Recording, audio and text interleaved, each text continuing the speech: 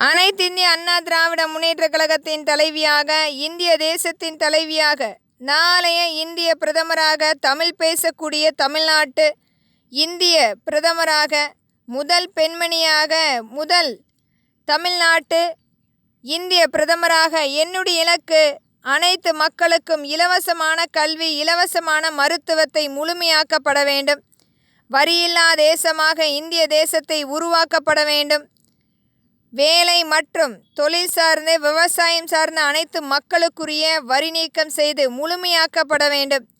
விவசாயம் மற்றும் தொழில் சார்ந்த, தொழில் உற்பத்தி மற்றும் விவசாயம் சார்ந்த விளைச்சலுக்கேற்ற விலை நிர்ணயம் நம்மளுடைய அரசு நேரடியாக, அரசினுடைய விலைப்பட்டியல் மற்றும் அரசு நேரடியாக கொள்முதல் செய்யும் திட்டம் அனைத்துமே நம்மளுடைய பாதுகாப்பாளர் சட்டத்தின் கீழ் முறைப்படுத்தப்பட்டு அங்கீகாரம் அளிக்கப்படும்.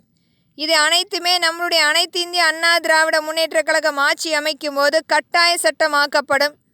நம்மளுடைய மின்சார வாரிய துறையில் ஊழியர்களாக வேலை செய்யக்கூடியவர்களுக்கு 2 சக்கர வாகனம் முறைப்படுத்தப்பட்டு இலவசமாக பங்களிப்பாக கொடுக்கப்படும். இது நம்மளுடைய வாகன மின்சார ஊழியர் பாதுகாப்பாளர் சட்டத்தின் கீழ் முறைப்படுத்தும் சட்டமாக அமலாக்கம் செய்யப்படும் என்பதை திறன்பட வலியுறுத்துகிறேன். நன்றி.